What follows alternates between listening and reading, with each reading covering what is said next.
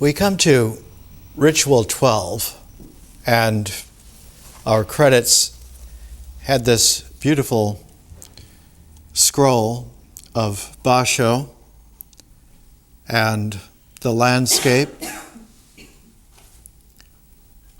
The landscape is extremely important.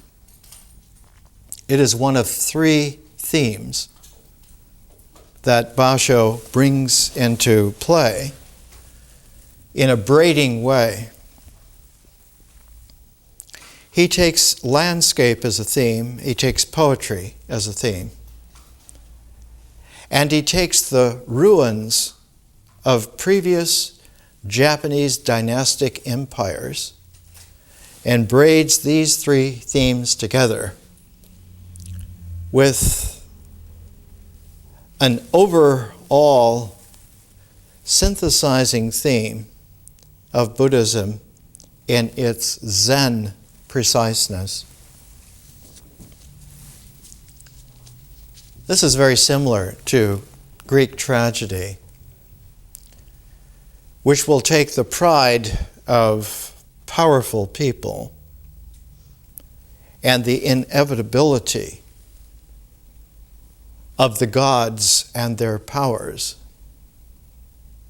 and the attempt to be clever with one's power to reorganize life so that you dominate the gods, which after all are just mythological, aren't they? And that those three themes in Greek tragedy are blended together with a Pythagorean retrospective where one has a moment of realization. In Greek, it's called an epiphany. So our presentation for Ritual 12 is Zen and Epiphany. Moments of realization. And the realization is that a whole cycle has come to a point where it would close, and if it closed, it would then just simply repeat itself again and again by rote. The point in both Epiphany in the Pythagorean sense and Zen in the Buddhist sense is that ritual does not ever just close itself and repeat, but when ritual becomes close enough to be completed, it reaches a threshold where a new process gets energized to come into play. And we'll see with our next phase, which is myth, that what comes into play is the process of experience, where the ritual action and comportment, which has almost brought its sequence around full circle,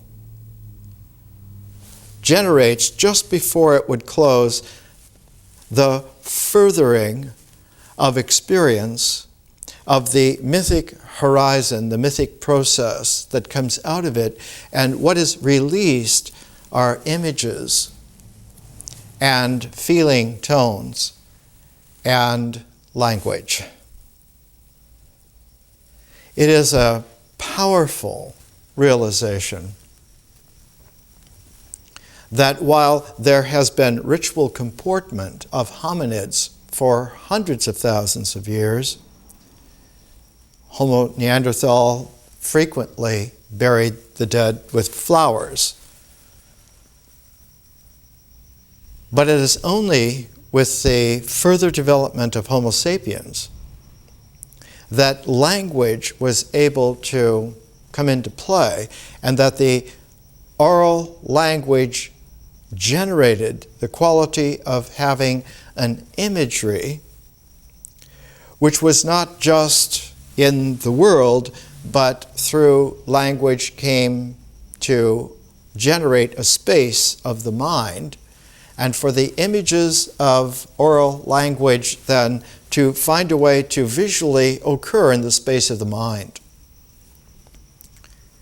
and that those images carried with them the quality that in ritual was emotion, was the body's responses to stimuli, just emotion, to carry them out of the field, out of the phase of ritual, into the phase of the mythic experience, where emotion then put into play began its various modulation through imagery, through an image base, and refined itself into feelings, so that when one has an integral of feelings, you get a completely different thing from the emotion in the body. You get an idea then that carries the tremendous synthetic idea. And the idea is able, because of its superior integral, to hold the rawness of emotion in the body's actions, in its sequences, to hold it in a larger and larger set of parentheses by which an idea then expands itself, and symbols come then to synthesize a whole image base of feeling and oral language, which is then able to relate all the way back to the existential actions of ritual of the body.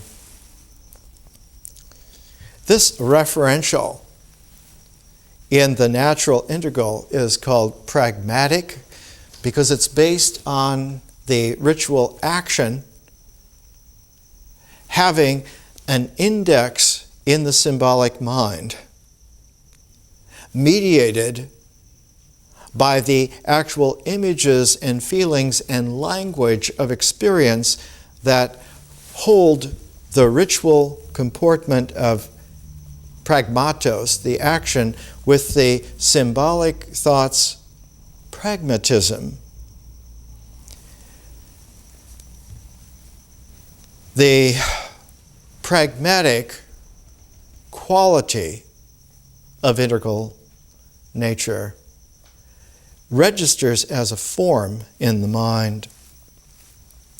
And that form in the mind has the ability to also do something like ritual, because as soon as ritual almost closed itself, it was able to generate experience, symbolic thought, just as it comes to its completion, where the idea would be powerful enough to come full circle, to be really fully formed. It has the power to develop a further visionary phase, a quality of consciousness.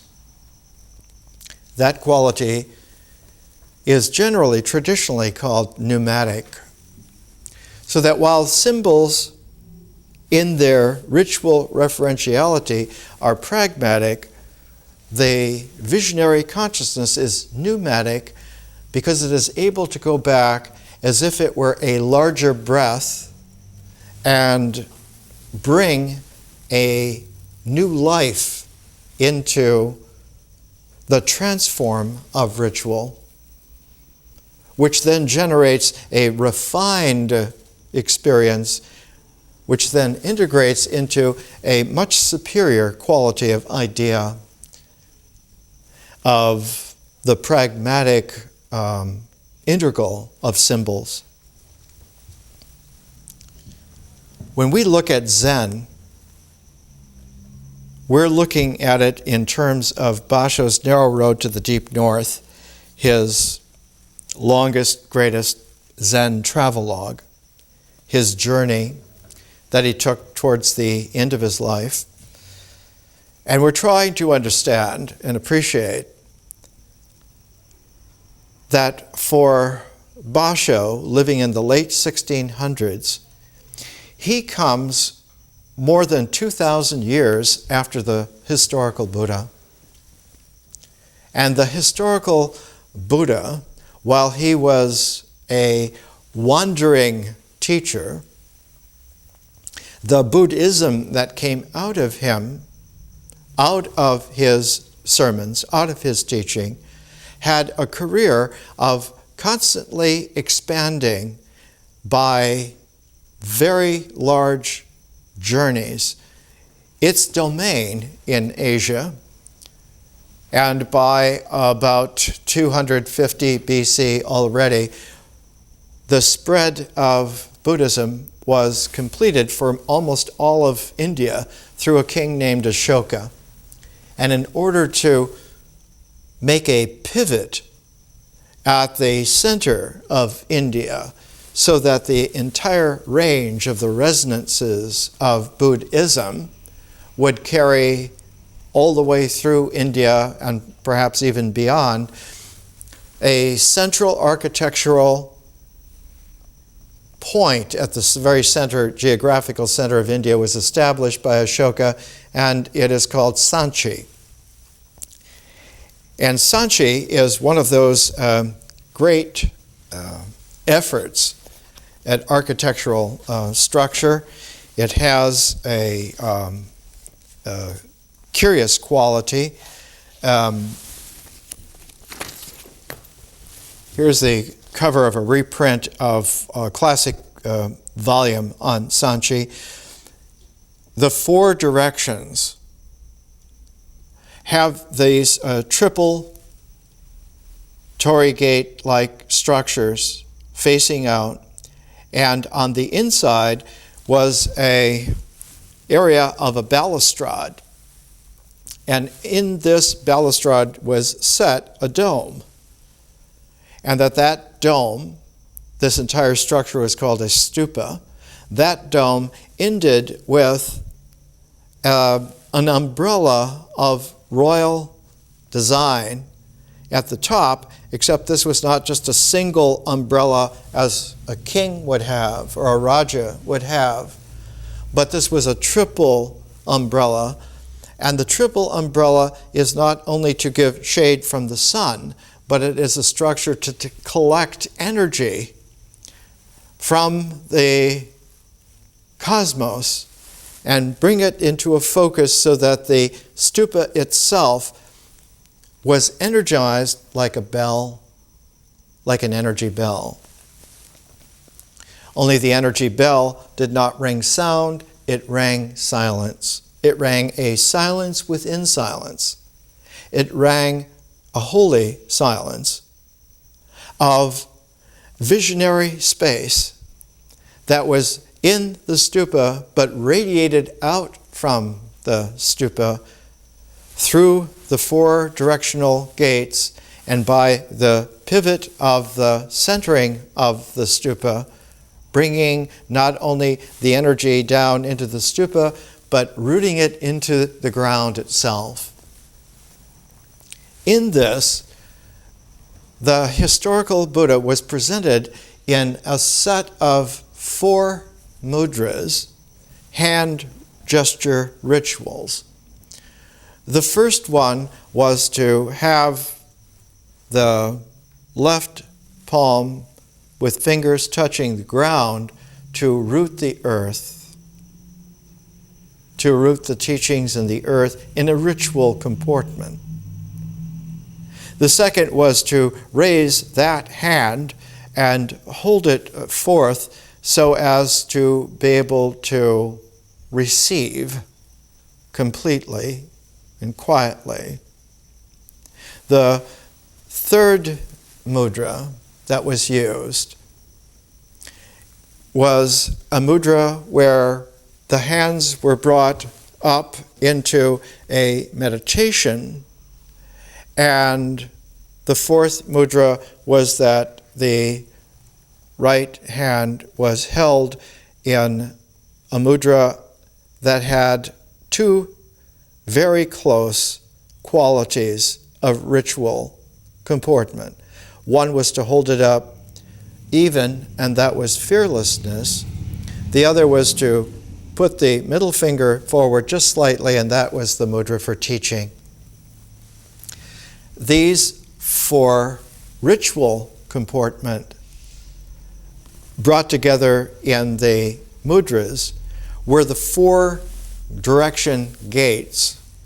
Sanchi is in the middle of the Deccan, the central desert, and one can see Sanchi from a very long ways off, even though today it has a number of other buildings and has been refurbished.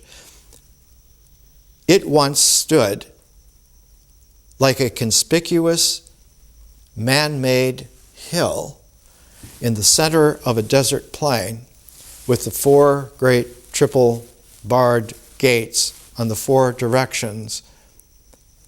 And with this balustrade going around it, it was an invitation for someone, a pilgrim, to be able to come through any of the 4 gates into the Sanchi complex, but the east was always the favored way. It was the synthesizing entrance by which one could read out through the ritual comportment the actual traction that the symbols would be able to eventually synthesize into meaning, and that if one walked this way through the stupa, you would, by your own journey of your actions, have walked out the existential reality that was there in the life of the place, in the ritual structure of the place.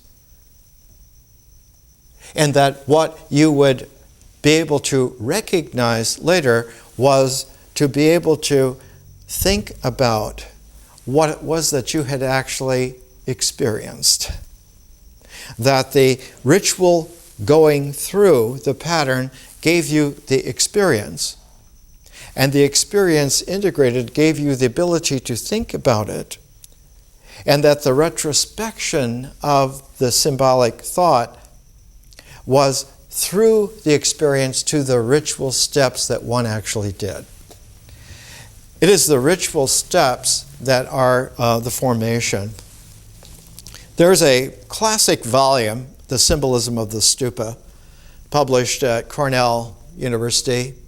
The series is Studies on Southeast Asia. The author, Adrian Snodgrass. It's very difficult to come by now. These scholarly volumes were only put out in very limited quantities, probably 500 copies, 1,000 at the most. The classic ritual basis of all Indian architecture, Buddhist, Hindu, Jain, whatever, was always the same, rooted in what were called the Silpa Shastras. And the Silpa Shastras designated the actual steps, the actual sequences of steps that one would go through, so that the making of the architectural aspect of it by the workmen was their ritual of bringing it into existence. And they would do this in such a way that the existentiality of the temple or the stupa or the mandala, any architectural structure whatsoever, was made in this kind of a comportment. Each step was distinct and clear and related to the next step by its actuality that this was the next step. And no thought to a plan yet, no thought to the effect of it yet, but simply to follow through step by step in the right sequence until it was finished and completed. And only then, if someone went into that completed structure in a ritual way, could you tell that you had built it right, that the temple resonated, that the stupa vibrated, that the mandala integrated. One would guarantee this by having done the ritual comportment exacting, not to plan, but to emerging the existence of it out of the oceanic process of nature.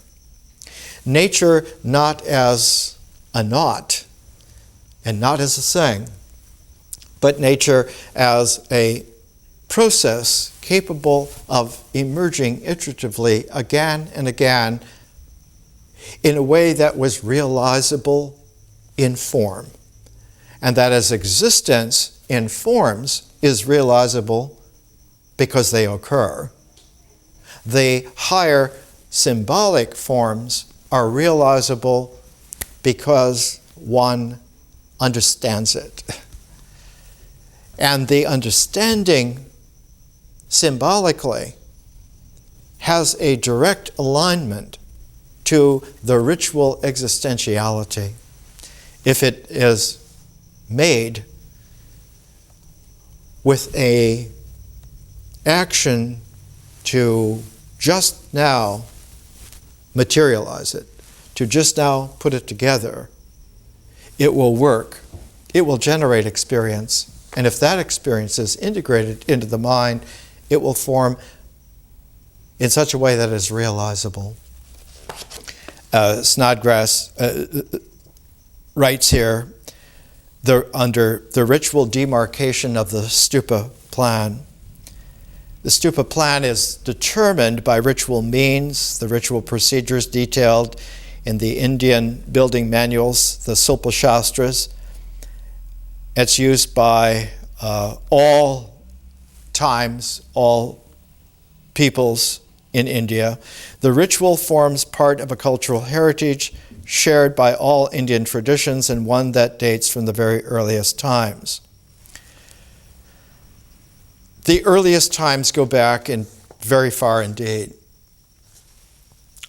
We think of India as going back to Vedic times, which is about 1500 BC. 1500 BC is very recent.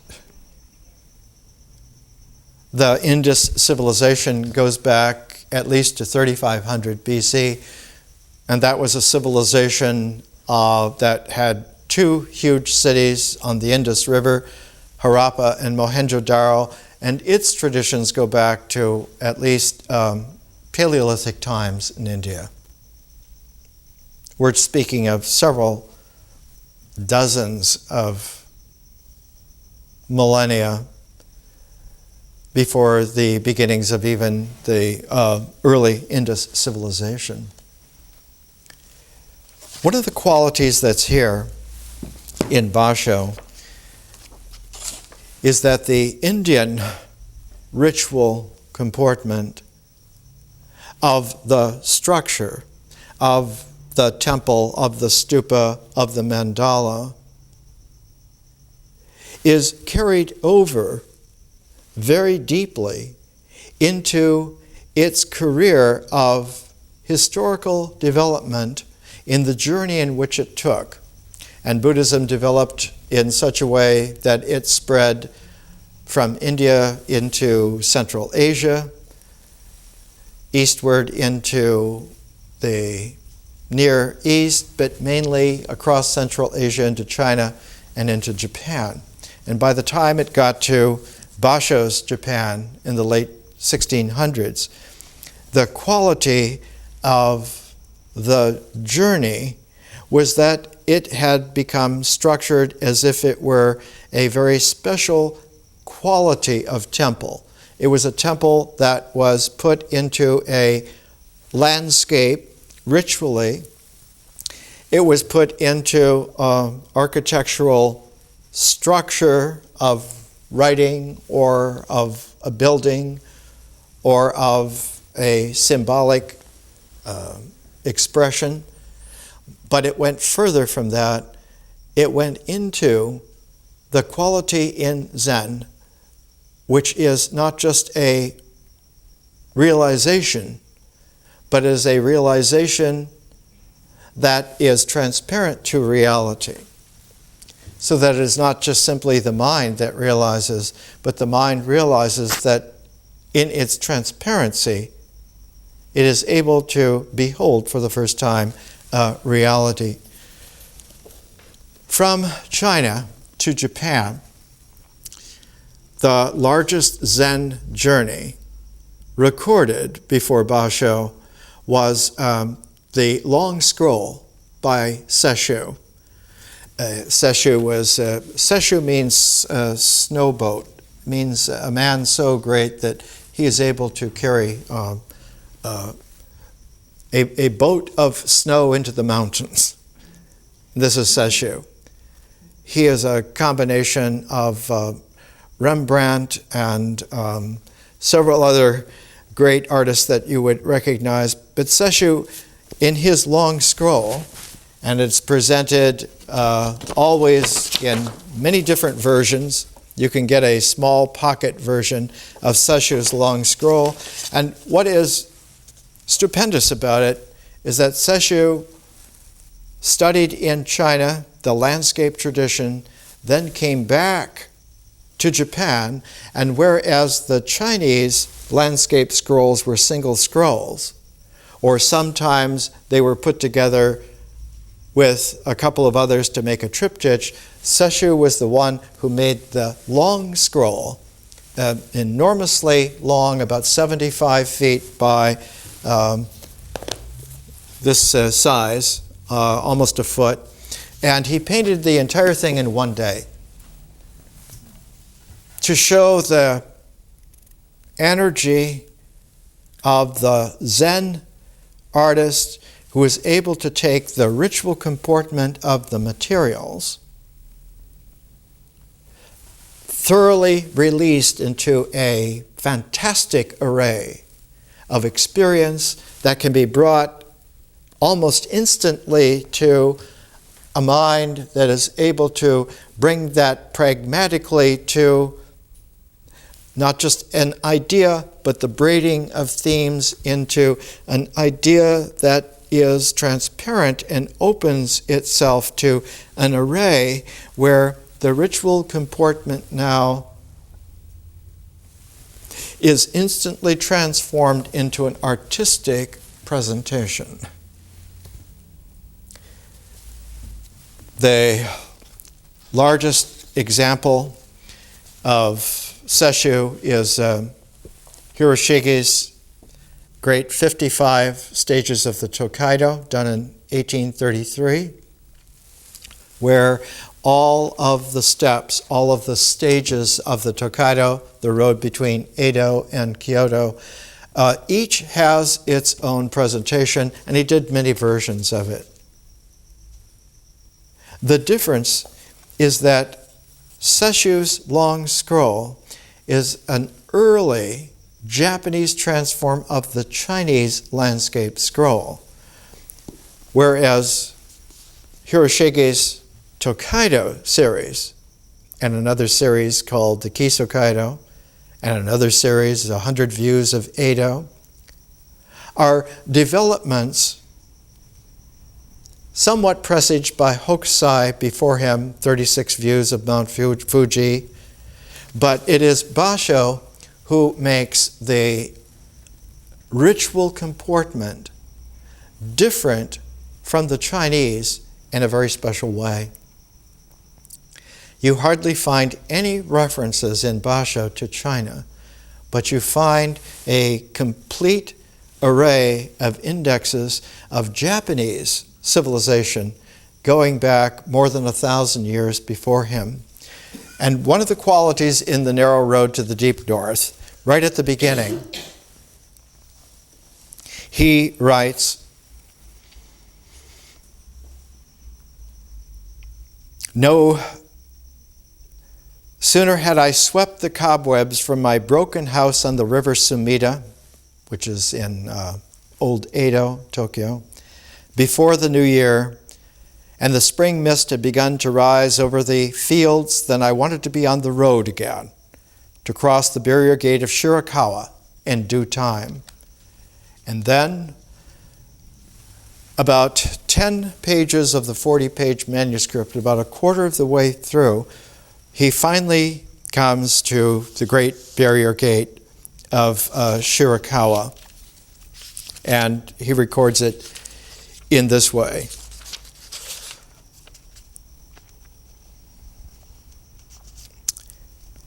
After many days of solitary wandering, I came at last to the barrier gate of Shurikawa, which marks the entrance to the northern regions. Here, for the first time, my mind was able to gain a certain balance and composure, no longer just a victim to pestering anxiety. So it was with a mild sense of detachment that I thought about the ancient traveler who had passed through this gate.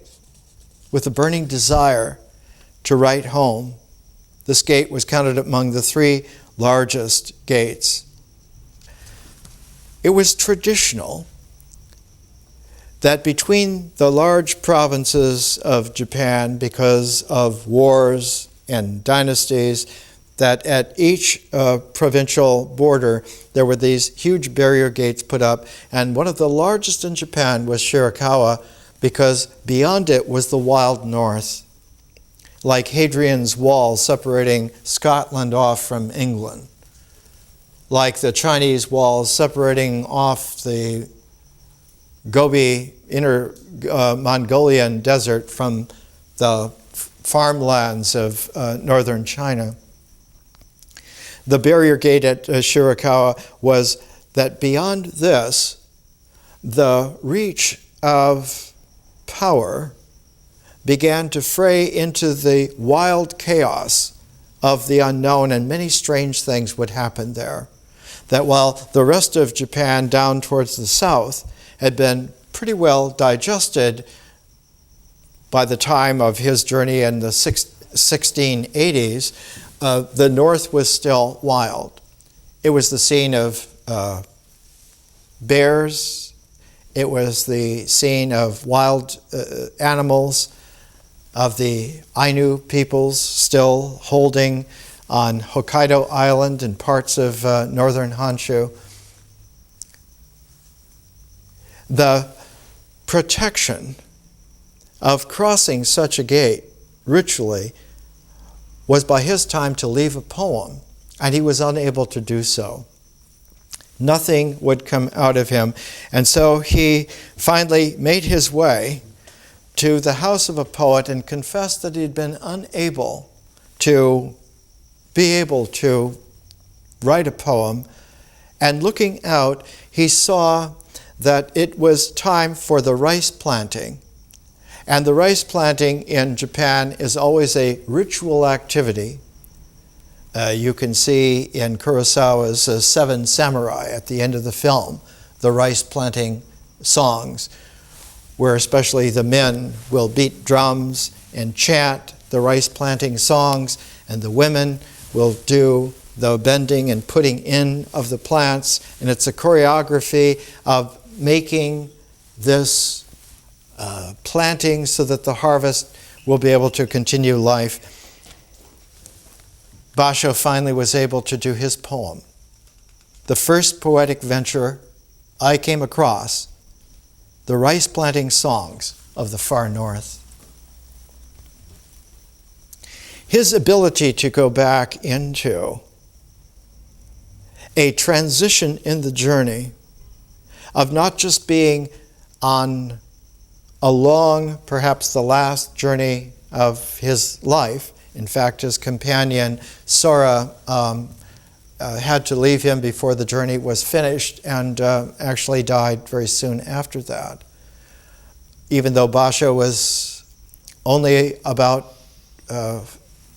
50 years old, the hardness of the life of the time made him an old man. The portrait by Busan of him shows him already, even though with the irony of a man aged in our time, it would be someone almost in their late 70s. The quality of the pragmatic, as it generates the pneumatic, has a different quality of focus then. Instead of it being a center, it's a pivot. And instead of it being a synthesis, it is a pivot of a dynamic which we would call prismatic. It's like a lens. It doesn't just focus the images to the sharpness of an image, the center of one seeing, the perception to the conception, but that what is lensed is a complete spectrum of possibility of ways of looking at it. One of the great American Zen poems by Wallace Stevens is called 13 Ways of Looking at a Blackbird. It has a quality that when the prism is put into play as a differential form, a new quality of experience comes out, which is kaleidoscopic. And it is the kaleidoscopic range of experience that makes us affine to the cosmos, because the cosmos is a kaleidoscopic reality. It is not a form like a mind's form. It is not a form like existence's form, but it is a larger differential form like the prismatic form of the artist. And so it is the artist who generates the kaleidoscopic process of history, which makes it possible for us to have a harmonic with the cosmos in its reality. There was a great linguist named Roman Jacobson, and he was interviewed towards the end of his life, just a few months before he died, by his wife, Christina Pomorska. Jacobson was born in 1896 and he died in 1982. He was at Harvard for 20 years after he left the Europe of the Nazis. His wife said to him in a question in a book called Dialogues, published by MIT, "You mention grammatical categories among the elements that can form couples of equivalence."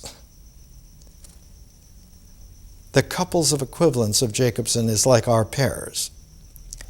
Your innovative contribution to poetics, especially in the years that you spent in America, lies in the study of the particular role of grammar in poetry.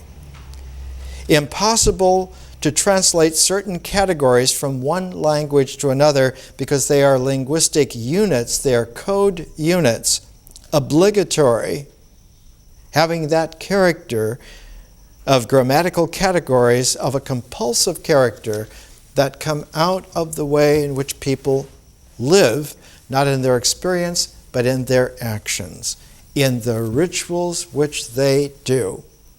The actions of their bodies, the sequences of how they do something, registers and is the very base upon which their language and their images and their feelings will generate, so that one cannot look to the mind for a grammar, one cannot look to experience for a grammar, one has to look to the ritual action comportments for the grammar. Not just the grammar of a language, but the grammar of then all forms, including art forms. The grammar of architecture is in how the materials are used to build and in what sequence. And they deliver the foundation of what that building is, of what that poem is, of what that journey is, not in its existentiality of is, but in its possibilities of what it could be. And the range then of a critical quality of prismatic life is to understand that you can improve and select and refine so that the art replaces the ritual by transform. And what happens when art replaces the ritual is that the entire thrust shifts from the base of traction to the attraction of its possibilities. one of the things in our education is to first master how ritual gives a firm existential basis to the cycle of nature, and then how art, instead of being a traction, is an attraction leading us forward into a future of possibilities that would never have been there in ritual, even though it were perfectly indexed by the mind. The mind then has to do something radical. It has to acquire the ability to pivot on its own axis. The Greek word for that was metanoia. And if the mind cannot change, it then regresses and locks itself into the ritual traction and tries to dominate the ritual traction rather than pivoting and changing, and is able to accept the attractiveness of possibilities which it can then explore. Let's take a little break.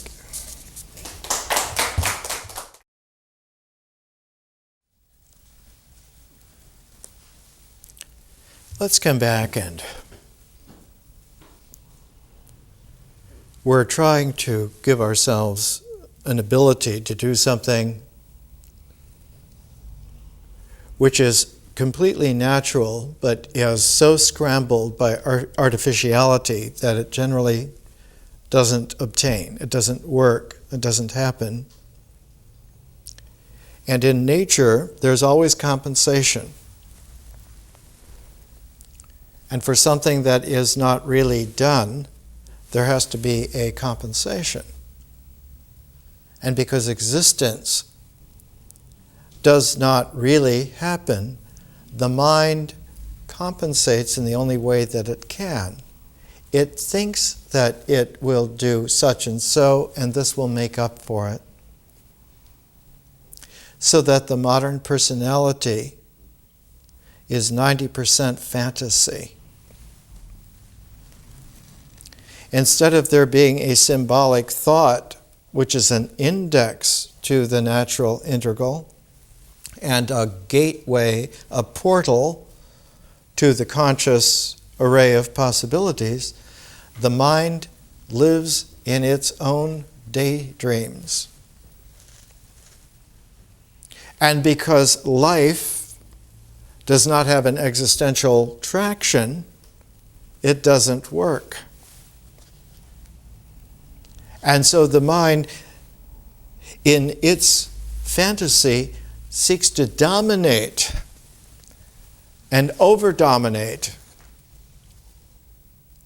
and make up procedures and methods and protocols instead of there being an existential base of actuality, so that the integral can develop.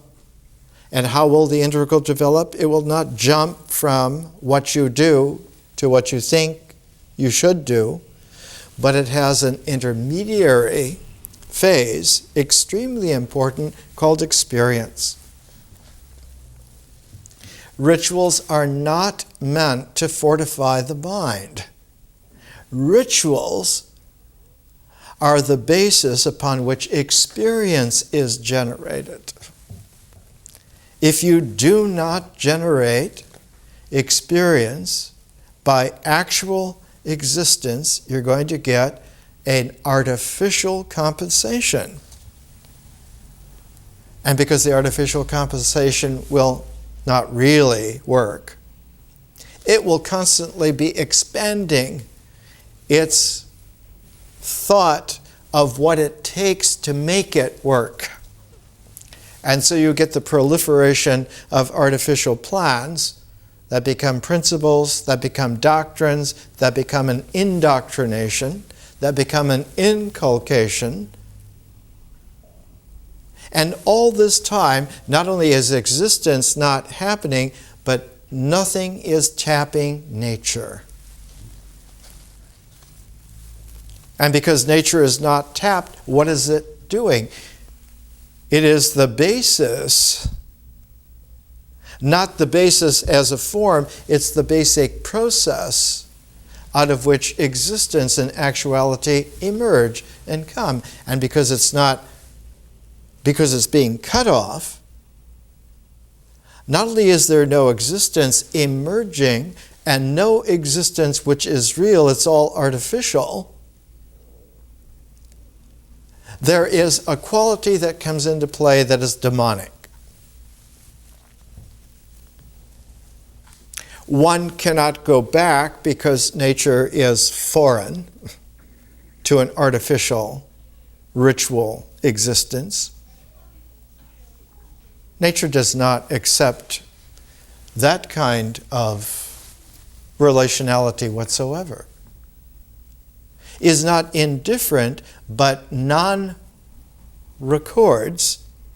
in the sense that there is no way to bring that process of nature into the play, into the cycling, and so it's missing.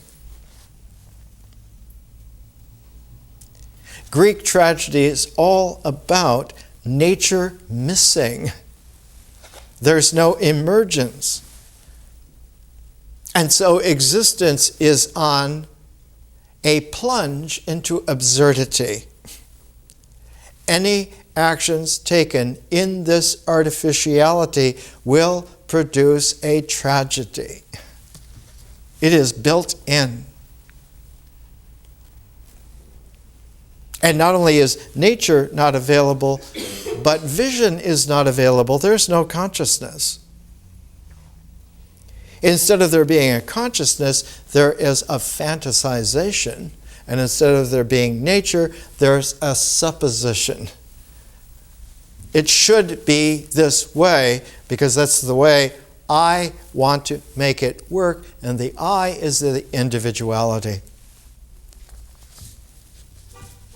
One of the classic works of the historical Buddha was a series of short inquiries. His sutras, the original word meant thread, or you can think of string. You can think of a clue, the Greek word clue. The clue was the string that you hold while you go into a labyrinth, and to find your way back out of the labyrinth is to follow the clue. The sutra was a thread so that one could follow one's way through a presentation that was meant to be large enough and integral enough and complex enough to have the complete cycle to a point of realization, to an epiphany, to a Zen moment of seeing through. None of this is available. And a Greek tragedy is about the inevitability, then, that artificiality will continue to increase its artificiality. There is nothing to expect other than that. And an increase in artificiality does something irreparable. It fragments experience, not inexperience. It fragments experience in the mind's version of what experience should be. And so you get a fractured mind that thinks that experience has been fragmented because you haven't done things the right way, and so it increases its tyranny, its insistence that it will handle this, and goes back with an increasing quality of the individuality now being tyrannical.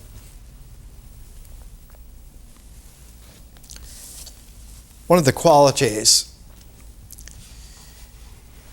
in a collection of the poignant short sutras of the Buddha, a collection called the Sutta Nipata, sutra pronounced in a southern accent of Pali in Ceylon.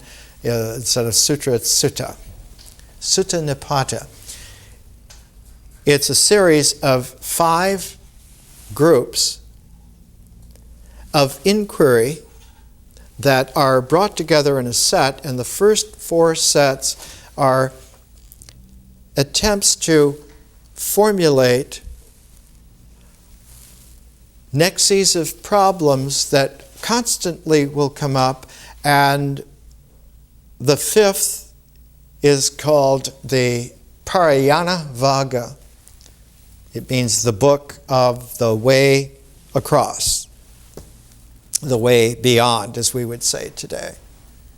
And that 5th book is like a quintessential thumb. It holds the other 4 together in such a way that you can grasp, you can get, you can not hold, not cling, not clutch, but you can grasp the point of realization. In the 5th book of the Sutta Nipata, which is the oldest striation of the Buddha's teachings, the Parayana Vaga is the oldest of the oldest. It's one of the most poignant original teachings of the historical Buddha. A certain very powerful yogi who has many disciples in a big outfit is challenged by a rather demonic yogi who comes in and wants to have a piece of the action, a piece of the pie, and when refused, he makes a curse, and he says to this yogi master, "Your head is going to split into 7 bits on the 7th day from today," and leaves this curse on him. And the master yogi wonders how he can get out from this curse. Does anyone know how to do this? And he hears that there is a world teacher. The Buddha, the historical Buddha, is teaching in the north of him, quite some distance. And so he picks 16 of his top disciple yogi teachers themselves to make a deputation to the historical Buddha to ask him specifically a series of questions leading up to how do you get rid of a powerful demonic curse once it is lodged and put in there? How do you get out from those? And the Parayana Vaga is about the 16 short vignettes of the questions of these 16 disciples. And the last one is by an old disciple, quite aged, and he asks very much to the point,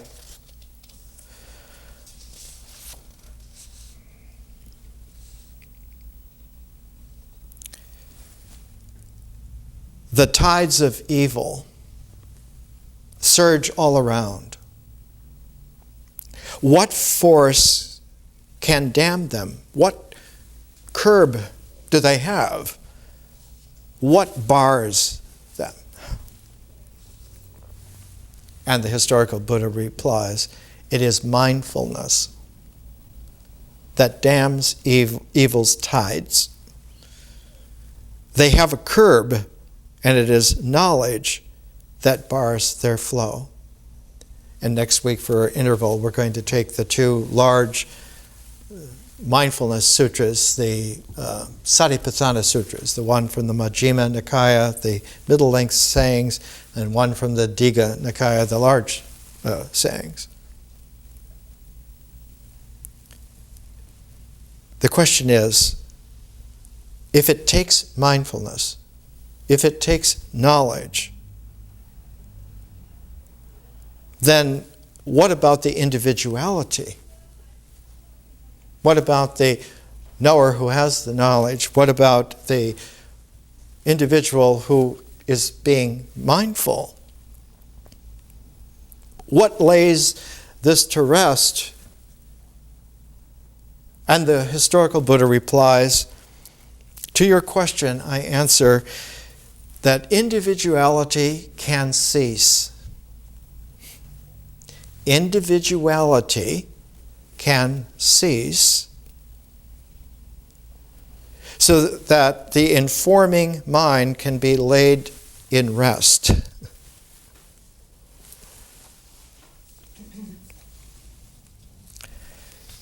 Why is it that individuality must be laid at rest? What is at rest? It's not killing it. It's not anesthetizing it. It's not enchanting it with a deal.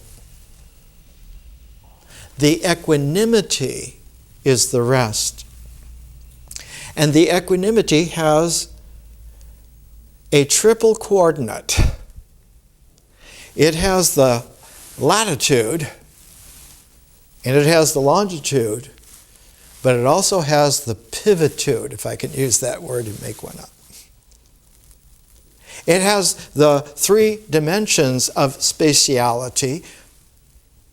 It has the 4 directions of a plane of equanimity, but that plane of equanimity could be established like a 2-dimensional plane, and yet if you don't have the 3rd coordinate, if you don't have the axial pivot coordinate, you would still have the wobble of the entire plane, which would even be worse. It gets not just demonic, but positively evil. So you have to have all 3.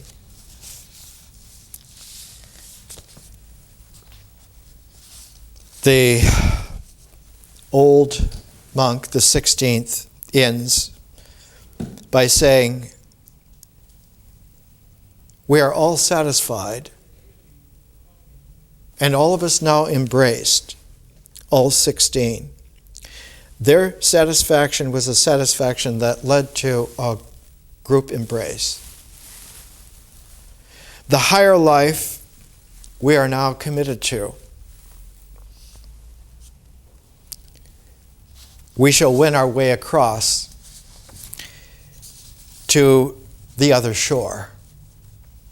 What is that other shore?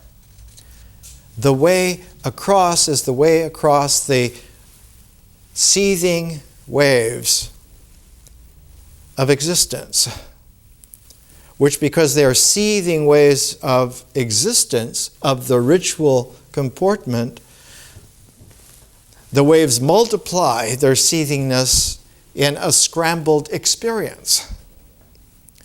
And the mind, which is trying to integrate them, is bobbing up and down on this double seething ocean of chaos.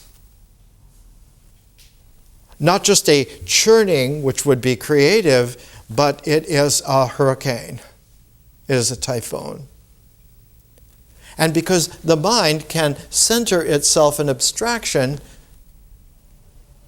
it considers itself the instrument which is calm, and it has to calm this sea somehow, and that's why it throws out its doctrines, its principles, to assert its abstractness over life, to even out existence the way it should be, to calm experience into its patterns the way it's been planned.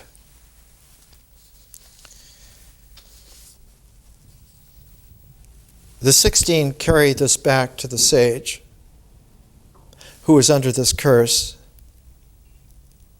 and he says, "So I now quit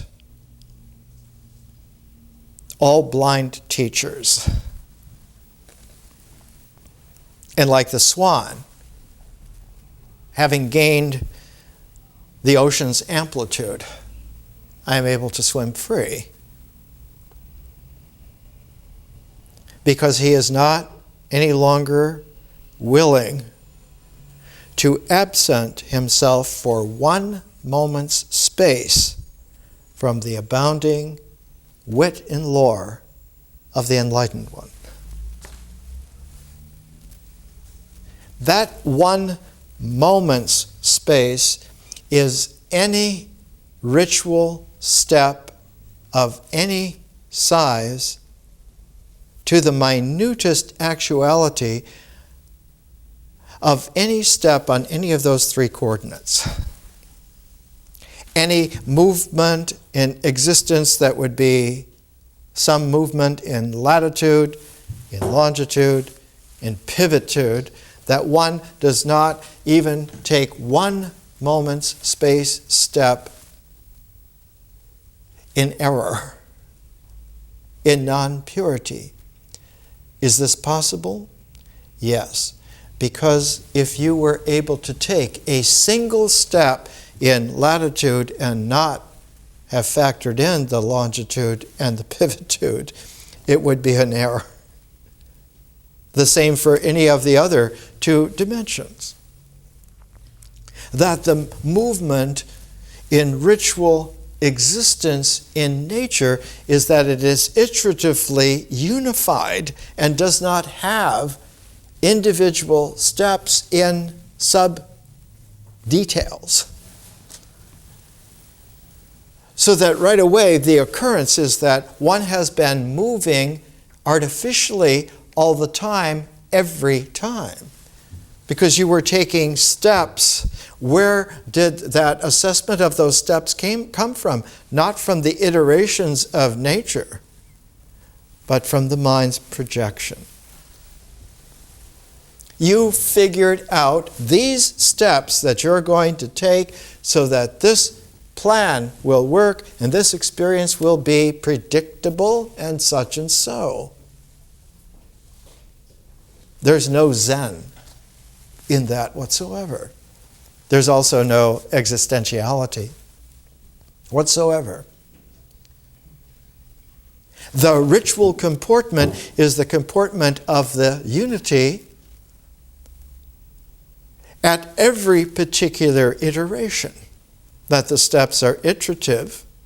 They have emerged fresh and do emerge fresh just as they are happening. And that's why the experience is alive. And that's why the integral of that alive experience is a living mind whose language now, the ancient way to talk about it in Hellenistic Judaism, Jesus talked about it, one is the living word. Every word in that language carries realization with it, so that one only needs one word. In ancient India, the word was Om. That every movement now and every word has that living vitality of unity and wholeness. And Basho, in The Narrow Road to the Deep North, says that he heard of this young painter. The painter's name was Kaiman, and at the time he was still a teenager. He was about 17 or 18 years old. And Basho wanted to see him because this man had the recognition from artists that he carried that Qi Yun Sheng Tong, that life, movement, spirit, resonance in every stroke of his painting, in every painting that he did, because it was alive in him. And Basho says that he stopped to visit him, and the painter took him around and showed him many secret things that he would have missed in the landscape, and then showed him where a special kind of iris was blooming that usually was very difficult to find and shouldn't have been still in season, and yet in this spot. And the blue of that iris, that kind of a pale neon blue that darkens almost to a lavender, was extraordinary. And Basho was thanking him so much and left him some poems. And Kaiman made him a gift of shoelaces for his sandals and they were of that iris blue. That he, being a great painter, had made exactly the living neon blue of that rare iris and had dyed exactly the latchet straps of his sandals. So Basho looked down and delivered this haiku. It looks as if iris flowers had bloomed on my feet, sandals bright in blue. That moment of realization now had penetrated its parayana not only across the bobbing of the mind on the churning ocean of the experience, on the wacky movements of ritual, but had carried a particular moment of realization into the vast infinities of reality. And from this point on, he is no longer just looking forward to the journey to get rid of his anxiety, forward to going into the deep north to get away from the artificial complications of the life in Edo and trying to just lose himself into the landscape, lose himself into the poetry, lose himself into very often weeping over the ruins of power people, especially power men, of power dynasties that are gone almost forever. And he has a very poignant poem.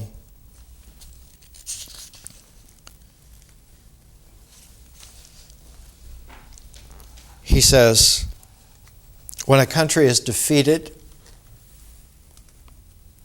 there remains only mountains and rivers.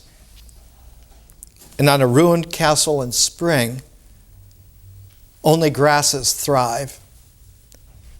I sat down on my hat and wept bitterly until I almost forgot time. And then the haiku. The thicket of summer grass is all that remains of the dreams and ambitions of ancient warriors. It is a peculiar quality that comes out, and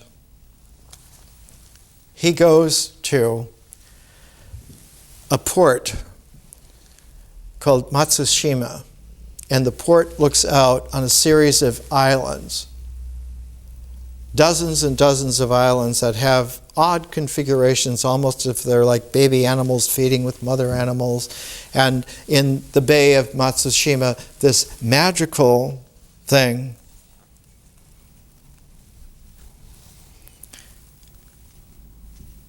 He looks out.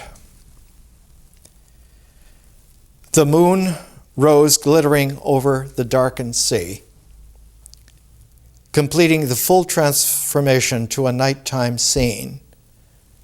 I lodged in an inn overlooking the bay and went to bed in my upstairs room with all the windows open. As I lay there in the midst of a roaring wind and driving clouds, it's nighttime, I felt myself to be in a world totally different from the one I had been accustomed to. My companion Sora wrote, clear-voiced, cuckoo, even you will need the silver wings of a crane to span all the islands of Matsushima. Later on, in an almost opposite way, when on the other side of Japan's island, Honshu, on the far north, on the other side, there is a single large island called Sado in the Japan Sea. He has been unable to write any haiku for several days, but night comes, and in the night, 2 haiku come to him.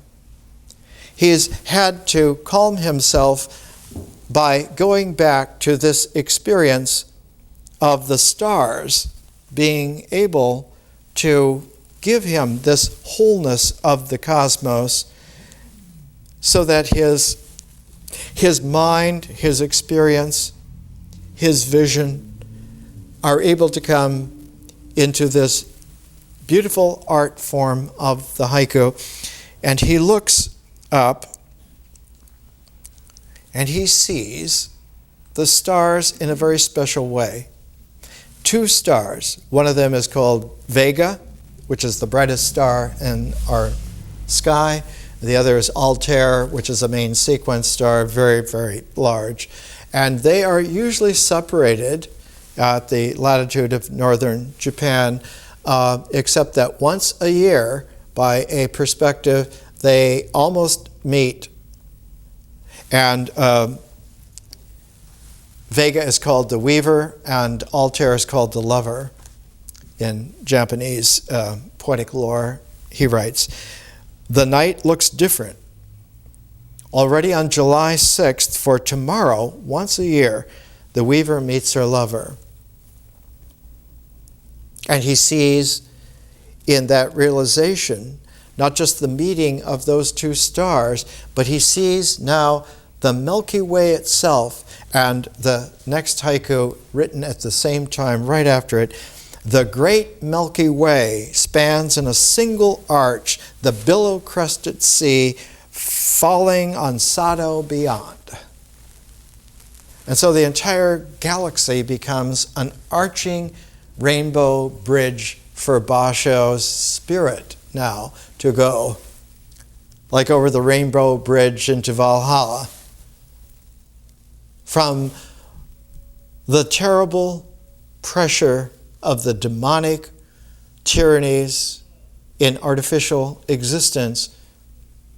Now he is freed and is able to send his spirit out, so that even though his body is still frail and hasn't long to live, the spirit has been freed to be in its possibilities indefinitely.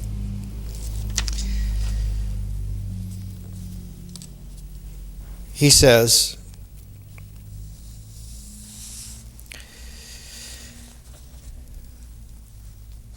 "There was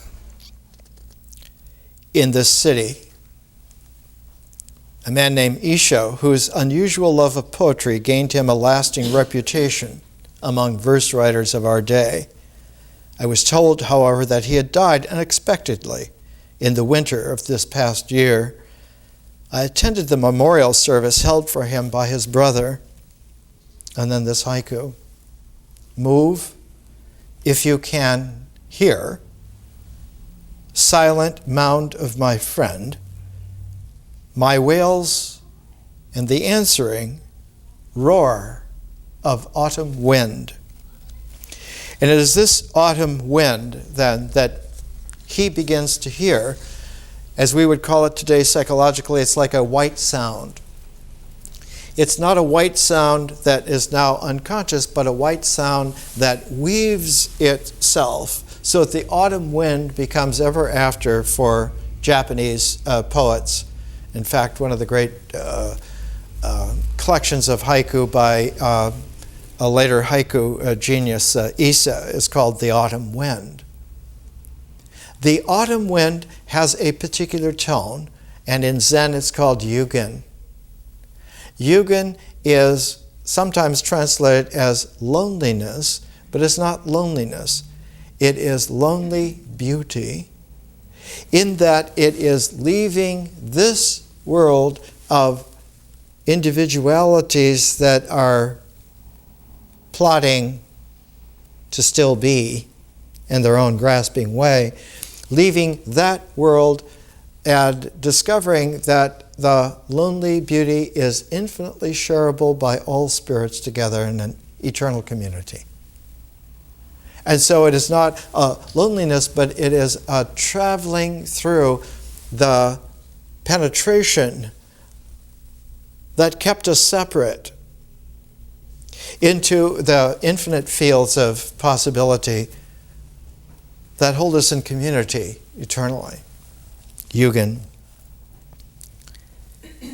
He then comes to a shrine where one of the most powerful warlords in Japanese history was buried, and the helmet is there in this shrine, an extraordinary one with an arabesque of gold chrysanthemums, the royal insignia flower, covering the visor and the ear plate, a fiery dragon resting proudly on the crest, two curved horns pointing to the sky.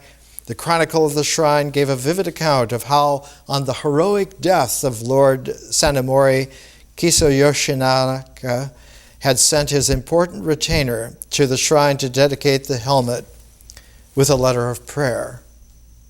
And Basho, because the autumn wind is now blowing in his spirit of Yugen, because he has seen the starry arch of the Milky Way spanning across to ranges of his journey, in that silence he hears,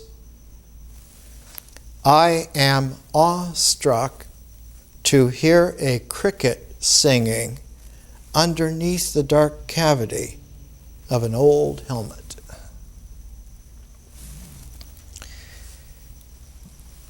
Then he goes to a hot spring. And in this hot spring, underneath a white peak of Mount Shirani, which, like this white sound, now stays with the finer ranges of his conscious space. And he writes, "Then on my way to Yamakata, the white peak of Mount Shirane overlooked me all the time from behind. At last I came to the spot where there was a temple, close by a mountain. According to the legend, the temple was built to enshrine Kannon. Kannon is Kuan Yin. In Tibetan Buddhism, Avalokiteshvara. In ancient early Mahayana, the Lady Prajnaparamita, who was modeled on Mary Magdalene. The goddess, the great goddess of mercy,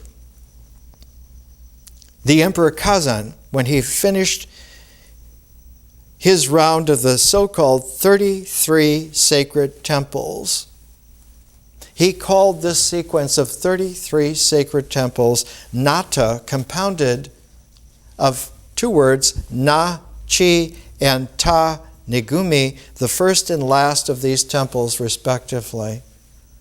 So that now they were not just individual temples, but they were a set of 33. And they had a name, Nata, as the set. They were beautiful, and many rare rocks and old pines in the gardens surrounding them. And the goddess was placed in a thatched house built on a special rock. Indeed, the entire place was filled with strange sights. And then the haiku.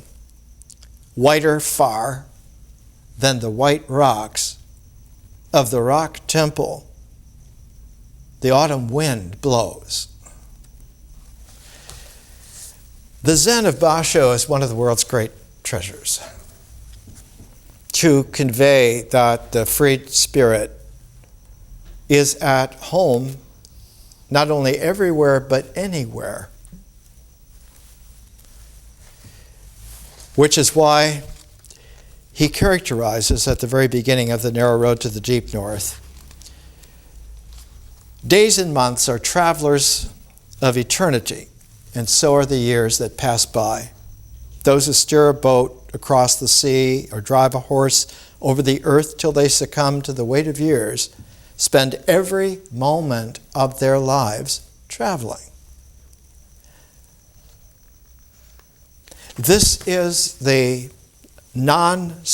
space for a single moment of being distant from realization, which opens instantly to reality. Next week, we're going to go to the Buddha's Satipatthana Sutra in both its lesser form, because of its shorter, and its greater form.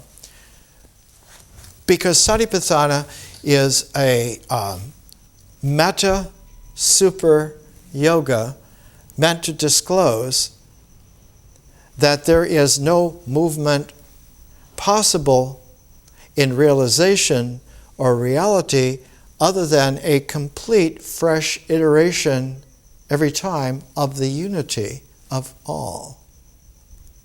It isn't just that our unity occurs, but that unity itself occurs unified. And that there never is a moment of time, and therefore any blossoming of space, other than that actuality. And when one's realization at the center of the integral is that the center vanishes into transparent fertility and emerges whole again, eternally free. 2 weeks from now, we're going to go to myth, and we're going to take Inanna, Diane Volkstein's beautiful translation, and Jane Ellen Harrison's Prolegomena to the study of Greek religion. We're going to go back to the very ancient Near East, back about 4,400 years, and we're going to go to the very origins of the experience of the Greek ethos. And these two women did a beautiful service for all of us. I brought a little stupa here. It's actually a form called the Dagobah, and you might take a look at it. This has the ability to come undone, and inside is a little copper scroll, and it has a nice little Heart Sutra on it. The core of the Heart Sutra is a ritual poem, Gati Gati Paragati Bodhisvaha. Gone, gone, gone beyond realization. Hail. The way across, the Parayana. There's also this beautiful little Lakma book on the Silk Route and the Diamond Path. The largest journey in Asia was the Great Silk Route that went from where Shanghai is all the way to Rome. The Great Silk Road.